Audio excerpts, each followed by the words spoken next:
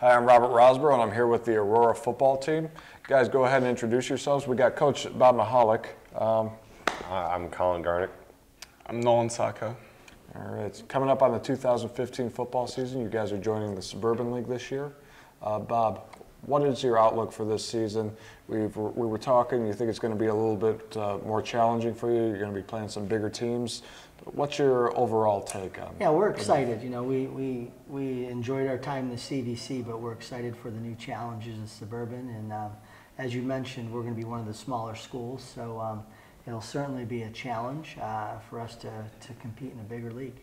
What are some of the teams you have scheduled? You have circled on your schedule right now. You know, we're actually our non-conference schedule. We open with Division I Solon, so that's the first time we're playing them. So that'll be a big challenge right out of the gate. League-wise, you know, Medina Highland's been very good the last couple of years. Copley, along with some Revere. So you know, there aren't going to be any off weeks in the Suburban League. That's for sure. Absolutely. Now you have a decent amount of returners coming back, which will benefit you. I know your offensive line, you have a couple of guys coming back. Wide receiver, you got a key returner there. Right. Do you want to highlight some of your other top guys who are going to step up for you this year? Yeah, on the offensive line will definitely be a strength. We have Colin Garnick, a returning starter, along with Josh Berger, who's getting some Division I looks. And wide receiver, this may be our most talented wide receiver core we've had since I've been here in 14, 15 years. We have a lot of depth, a lot of speed, and you know, defensively, our secondary will be solid, and I think we have two pretty good inside linebackers. I think we're ready to go, and you know, we're to a point now in our program you kind of replace half your starters every year and kind of try to reload. And our kids had good JV success last year, so we need those guys to step up and carry on the tradition. Guys, what's the chemistry like in the locker room right now and among your fellow teammates going into this season compared to last year? I think this year we have a very good team chemistry. We've been trying to work on that all season. We've been doing things both in the weight room, running on the track, and also outside of football, just hanging out, getting to know each other better. So that's been helping a lot with team chemistry.